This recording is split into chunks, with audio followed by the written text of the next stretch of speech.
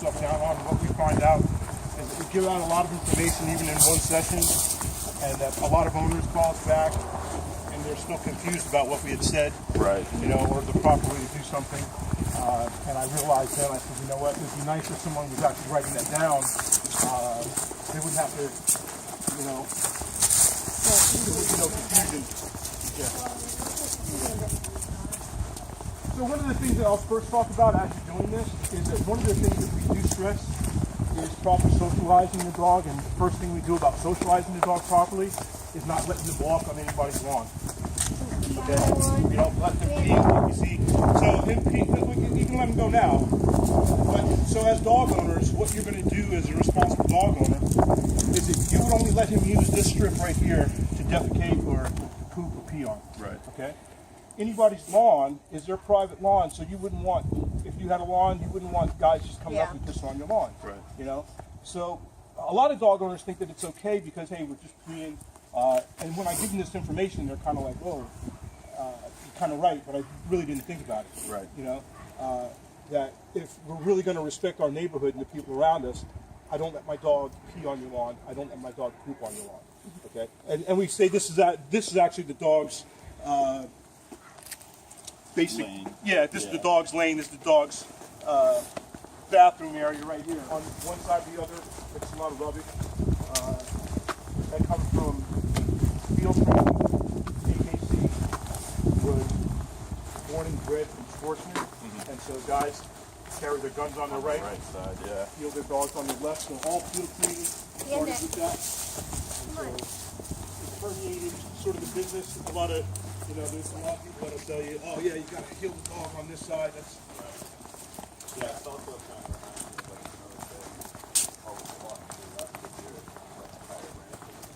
right. Yeah, exactly.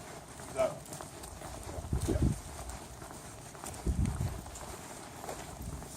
And this is the piece of equipment that we're going to use. It's called a slip lead. It's a very simple piece of equipment, but if it's used wrong, it's worthless. Okay. If you watch any Cesar Millan stuff, this is what it uses. Okay, he just uses a slip lead, a soft slip lead. Unfortunately, he doesn't tell people exactly how to use this right and how to put it on right. He says to put it up by their ears, but if I put it on like this, with the loop hanging down like that, that's so that the dog would be on my right side. Okay. So if I slip it on him like this, put it on him like that, slip this down, the dog is now ready to be heeled and worked on my right side. Okay. And why that is that once I pull like that, it's going to pull slightly. See, he already got the message. Yeah. And then it releases. So I'm not choking the dog. He's not getting choked. But he only responded to that really nicely. Just that right there. He just sat down. That shows me that he's already feeling what this is doing for him. Right. See that? So once he gives me what I want, then I release that tension. On your walk, as you're walking, there was nothing but tension on that lead. You realize that, right? So the whole time he's walking, he's feeling nothing but this, which is going to promote him to pull more. Right. He's getting the signal from you that that's okay. And so this is his job now. He's supposed to pull you along and lead this parade. Okay? So what happens is that walk is your establishment of what your relationship is with this dog. Okay? He already feels like he's leading the parade, sort of. So no matter what you think is happening, in that walk alone, he's getting a different message. Okay? It's getting better already. So already he just got just a little bit better. He's feeling. There we go. Good boy. That's not bad. So if I come in, I'd introduce him to my whole house like that. Go into every room, every nook and cranny that he would be sniffing in, but I introduce it to him. I don't let him do that himself. Okay. Right. So then there's going to be places in the house that we don't want him to go.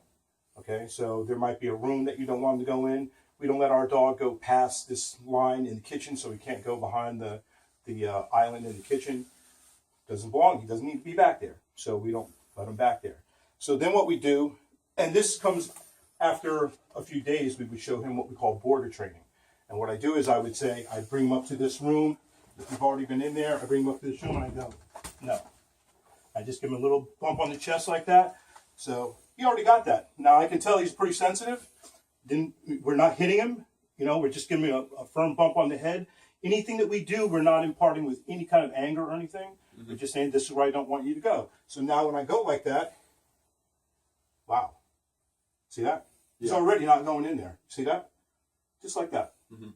So any place I don't want him to go, this is how we actually do that. And we're going to do this actually too on our walk on curbs, for curbs. Because as we walk, we want him to know that he can be on the sidewalk with us, but he can't go over that curb. So we let him do that at one point, and then we show him that that curb is not an invite to go over until we invite him over that curb. This is fantastic. So already what I'm doing an analysis of not only you guys, but the dog. And he's showing me a lot. He's showing me already that, wow, and he's giving me a look already. That's really important. He's already looking at me to like, well, what do you want me to do? I'm not giving him any tension. See that? Mm-hmm. But he's very nice. Very nice. Means you're not going to have too much problem with this dog at all. He's going to be amazing off leash really soon. Mm-hmm. Because even that look that he gave me tells me that he's wanting. Right. He's like, well, I get it. What do you need? Hey. There we go. And all I want him to do is just be curious without having to pull. You see, he already stopped pulling. Just like that. He's following me a little bit. See that? Mm-hmm. So that's the power of this piece of equipment. This is probably the most least understood simple piece of equipment in dog training that there is. If he had problems with using his mouth, we'd muzzle him a little bit. Okay. If he's having problems with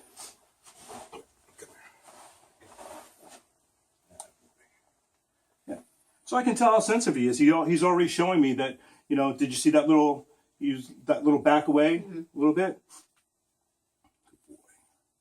Good boy. That's a good boy. Yes. It's a good boy. Good. So the licking thing too. Now, I would let him do this because I'm just trying to elicit some trust in him. But we do a no licking policy also. That I normally don't let our dogs put their mouth on me. But in the beginning I would. This is just me establishing a relationship. But soon if he licked me, I would say, no, no, no. I just put my hand in his mouth. Now he let me in his mouth really nicely, which is another sign. It's a really great sign. He just let me open his mouth and put my hand in his mouth and give him a correction, no problem. Just like that. Good boy. Good boy. Yes. Good boy. No, no, no. Good boy. See that? Dog. So the dog jumps up on somebody. I would say, what's Bailey? Bandit. Bandit? I'd say Bandit. No, and I give him a no. If he jumps up on the table or does something like that, I can take this and give him a no, a correction. Okay? Now, even that little bit right there, I can already tell how sensitive this dog is. And I tell you what, I will show you ours. He was not this sensitive. Right. This dog was hard-headed. He was very willful. It took a lot more than just that little tug for him to even give me a response. Mm-hmm. So you have to gauge your dog's response as to the amount of pressure you have to exert, as the amount of correction you really. But to me, this dog is already showing me that you're not going to need too much with him. Okay, he's already given me. Now let's see if he'll sit for me. Hey, hey, hey. Good boy. So that's just even that. So one of the things that we want to ensure people is that we're not trying to choke the dog. That a lot of times the dog will give you that to almost scare you off of it. Yeah. Exactly. So we want to make sure that we follow through. Hey. And then as soon as he gives me whatever I want, I don't give him any pressure. Mm-hmm. I don't keep pulling on it. I don't keep correcting him. As soon as he gives me what I want, I give him that. I give him some praise. I say, good boy. That's all I wanted. Now, I didn't even say sit. I'm not giving him any verbal yet. Right. We don't give any verbal. And in fact, the sit command, I tell people this about the sit command. It's useless. It really is. If you want to go straight to what really registers with the dog, it's the down command. Okay? So we can make a dog sit, and that's fine. But it's not really giving the dog a sense of, I'm really in control of you. The dog's already still alert. Mm-hmm. So the sit, and we always say, even dogs from shelters, they all know sit. At some point, somebody told them, right. Worked on sit with them at some point. What they need And what we start with when we start our obedience is the down command, the down and the down stay. That's the most important command of anything you're going to do with the dog. And you're going to work on your foundation from that down stay. Okay? Come here. Nice. Hey, good boy. That's it. Really nice. Good boy. So his walk is going to be easy. I can already tell how easy his walk is going to be. You guys have been letting him get away with that walk for a long time.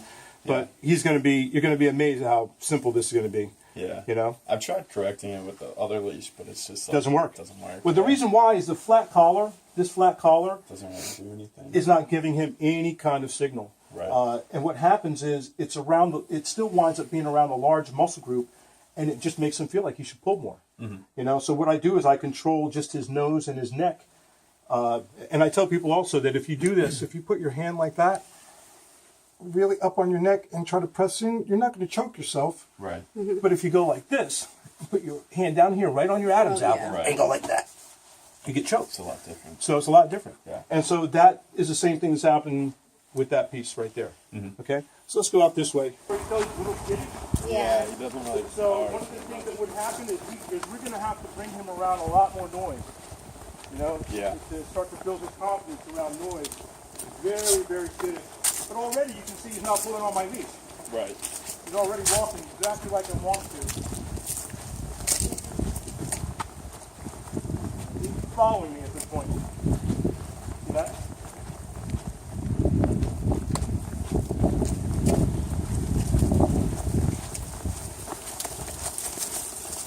So anytime he gives any other signal as the others are following me, I just give him a slight direction. Even if he looks back. Oh. Yeah, this is too easy. Can't. That was too easy. And that's how your dog should be walked. So what I'm doing is I already established a relationship with him and letting him know that he should be following me. Hey. Yeah, very.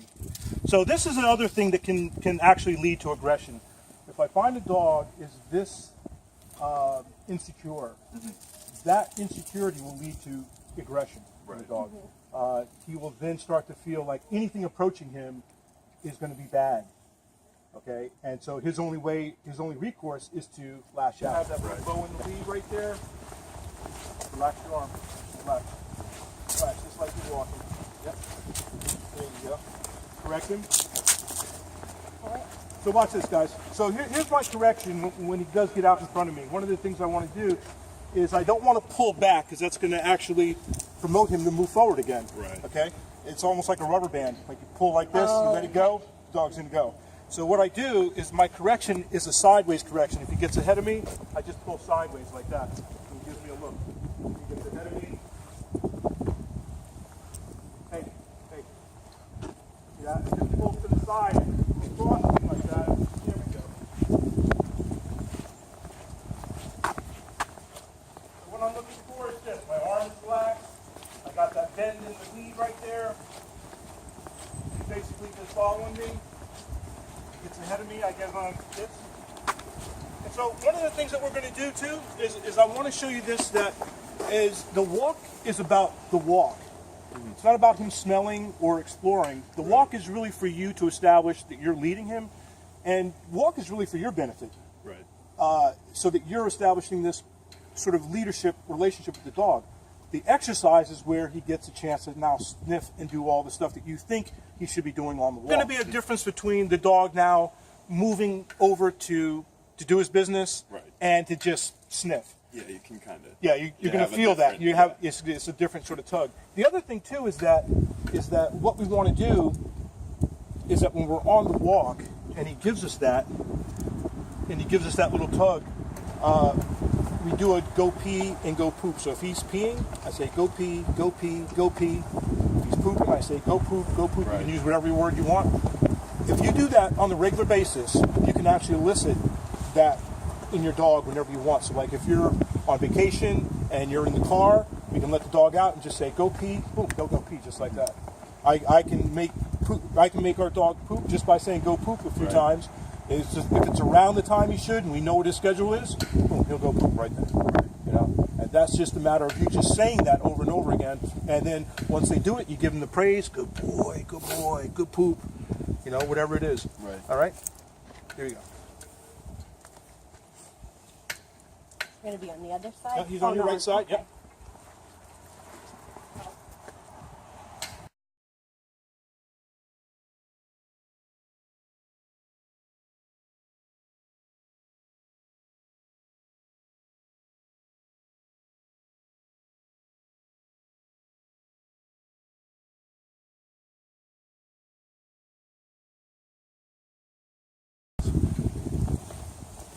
So one of the things that we'll do is that just how your arm is, where your arm is like this, that's a little tension.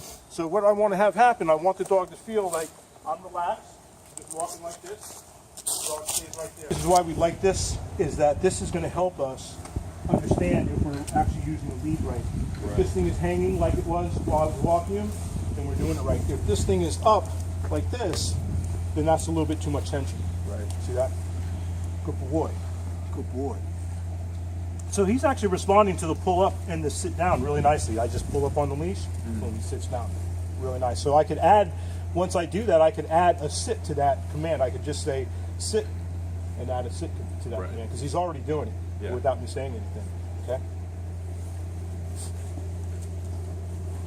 Like hold it like this. Well, one of the things I want to do is I don't want to hold it with my palm open like this, which is going to promote this. I just want to hold it so that I see. Yeah, so that I'm just relaxed. Okay. Just like that. Just like that. However it feels good in your hand. So, only reason I'm doing this again is because he's getting up without me saying anything. So, so I don't repeat the sit. I just make sure that he knows that this is what I want until he gives it to me, and then so he thinks that when I stop petting him, he can get up. So I'll do that again. I'll stop. There. And now we can go. See that? Yep. So one of the things that a lot of new owners will do is that, so say I want to have him sit, I'm only going to say the sit one time. Okay? So I say, Bandit, sit. Good boy. Stay.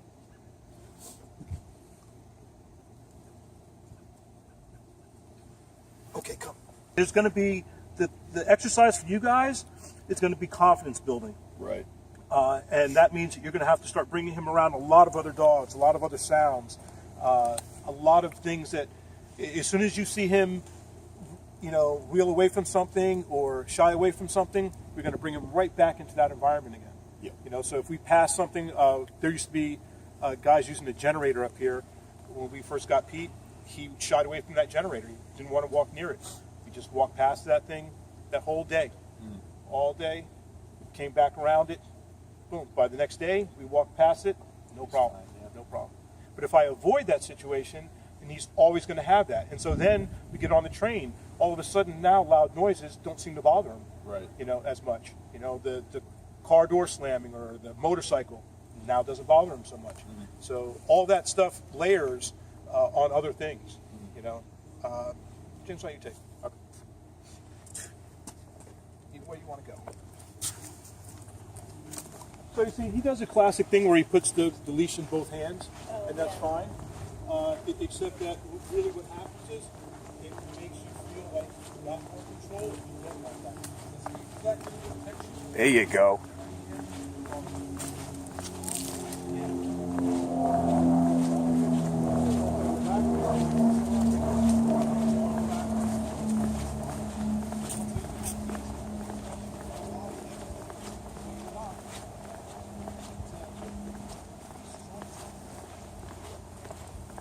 It's good correction.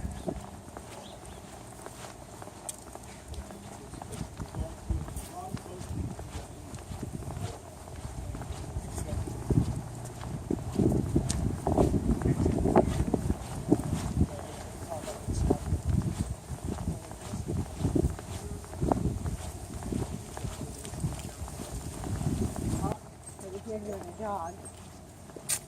Okay, so all right, so watch this. So you've already taken way too many steps with him ahead of you from there to there. Do you see that? So he already got ahead of you. Hey, he already got ahead of you. And once he starts paying attention to something else, you already know that you might have to start making a few more corrections. Just little tugs like that. There we go. So if I want him to come with me, come, and he gets out ahead of me, I have to just make sure that now he's going at my pace. See that? Nice, good boy. Hey.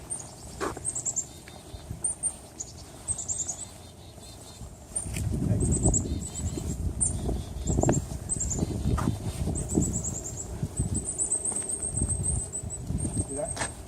So you can go as slow as you want or as fast, but you have to start to establish that he cannot get ahead of you, even off that first step. So it's good if he's doing that to just stop sometimes Yep. and correct Yep. him? Okay. Yep, bring him right back to you.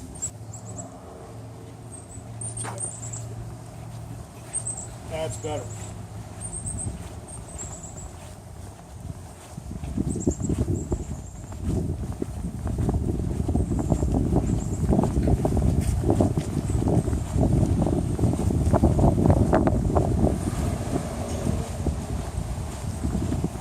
Okay guys, here's the other thing, is that once I start to try to make a correction, I'm going to try to make the correction without using my whole arm. So what I still see you doing is when you're making the correction, pulling like this. Yeah. When I'm making the correction, I'm just actually doing it with my hand like that. I'm going like this, and I make my correction just like okay. that. See that?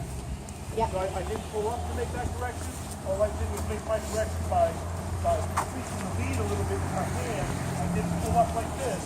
Bring tension, because what happens is once I pull up, that tension stays on the lead too long.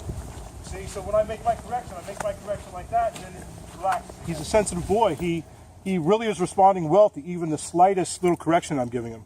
So it doesn't have to be large, and it doesn't have to be a full movement. It's just a little. So if we stop, and I know that he hasn't, sniffed, and we stop, I let him sniff a little bit, But on the walk, I'm not going to let him do this. Right. And especially, one of the things I tell people too is that I like my dog to actually pee and poop before the walk. Yeah. If I can. So once he pees and poops, then we go for a walk. So then I know he's empty, and he doesn't have to stop. Right. And then when we get to the field or whatever, then I can let him go. He can sniff and roam and run all he wants. Like you say, you take him up to Blue Hills, boom, we can let him go. Gets all the sniffing and running in that he needs. Yeah. If you're doing that and he's getting some full runs in, that's really good. Yeah, he's like, he's all over. He sprints, he runs up the rocks, he loves it in there. So. How well is his recall if you say Bandit? So he'll come back, but I think I'm making a mistake. I'll say it like multiple times. Right. Because I'll say, and I think it might be tone. Like at first I might be like, oh, Bandit, come. And then he'll look at me and he'll think about running around. And sometimes he'll want me to chase him, which I'll usually turn around. And right, that's good. That's good that you don't. Good. But this morning, because I was actually out with him this morning, I was like, Bandit, come. And he did the thing and he kind of ran. And then I was whistled just really loud. And I was like, Bandit, come. And he came right away. So he's all right. Yeah, and that's not tone still. Perfect recall. Yeah. So we're going to show you how to do that then. Hey.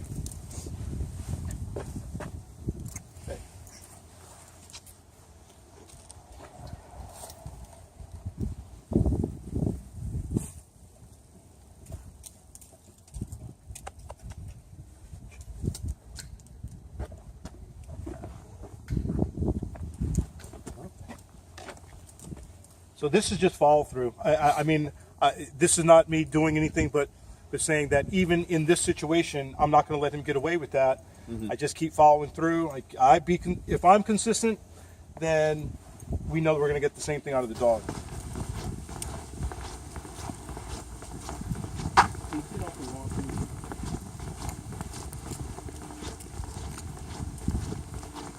Yeah, that was better.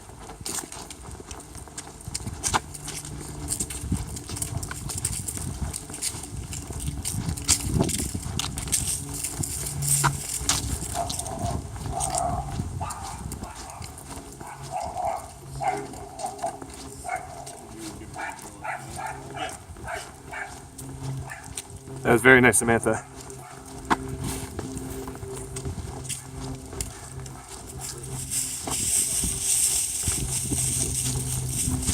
where it comes out on the walk. It literally looks like he wants to attack me. And the guy says, I hope you never break. I said, I hope so too, yeah. I said, I can help you with that, Coach. No. Just, you don't see him being any different. That's the thing. He's been like that forever. Right. So they just don't picture him being any different than that. Yeah. Now, what age do most people come like with their dog? On the side like that, and everything's good. That's good. Yeah.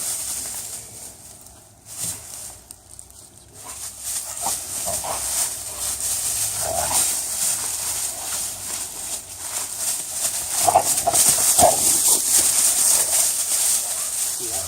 Did you see? Yeah, yeah.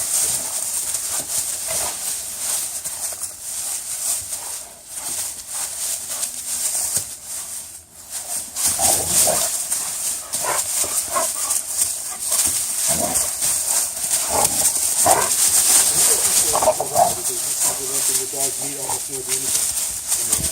And they're acting like a dog, just like this. Pete!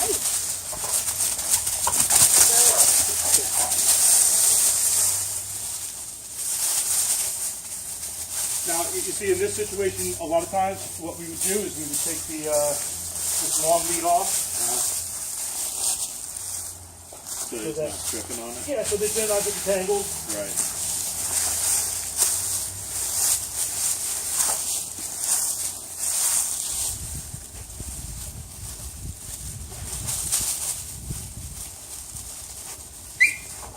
Pete, come here. Come here. Come here, Pete. Hey. Thank you. Sit down, please. Sit down. Thank you.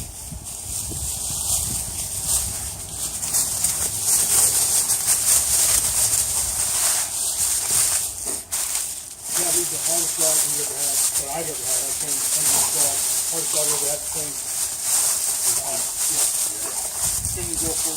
He was stray for a little while, so I think once a dog gets stray, they get a little channel. Extremely willful. He was very hard to run in.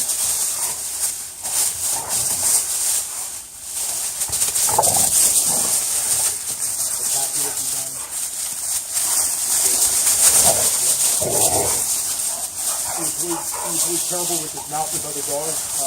In the beginning, he had to get muzzled. You have to muzzle him around the face kind of thing because he gets so aggressive with his mouth that he'd already have the dog on the ground and his mouth around his throat. Yeah. So we have to teach him not to use his mouth. And for some people, that's hard to do because they put a muzzle on the dog. They think it's cruel sometimes.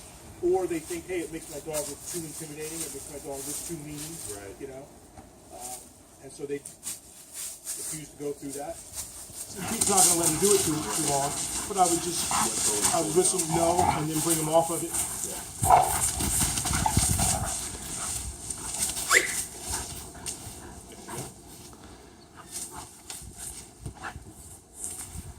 And that whistle, that referee whistle, however you can do it, I tell people if you can't whistle, get a whistle.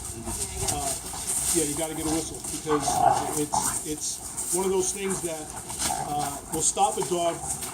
Almost all dogs will respond to it. Yeah. You know, you go, hey!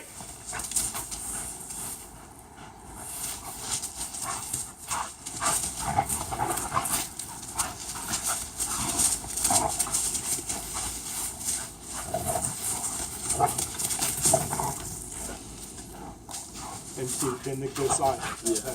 So that means So even if they're bearing, you know, a lot of people have a problem that they're baring their teeth. Right. They start growling.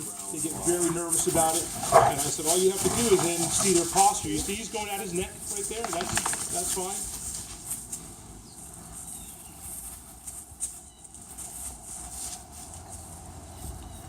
So one of the things that we're trying to establish is that nothing is his. Right. And that's the other thing I was going to tell you when we go back inside, is that no matter what it is, the stick, the toy, the food, nothing's his. You're sharing everything with him. And so he has to understand that everything that's getting shared with him can be shared with everybody. Right. You know, so that then he doesn't get a sense of possessing anything. That anything is just his, and so that he can then object to somebody else coming over, because you don't want that to happen. Right. I mean, that can, you know, he gets a stick, another dog bigger than him comes over, he growls, then there's a fight. It doesn't have to be that. So just having them. One of the things that we try to do a lot of times when we do a board and train is that we'll do this with a bone.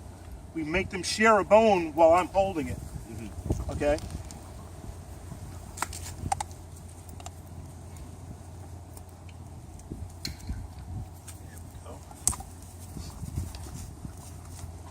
There we go. Drop it. So just that exercise right there, that he's around another dog holding something, but it's yours still. Right. That we're establishing that this is still my stick. Right. Okay.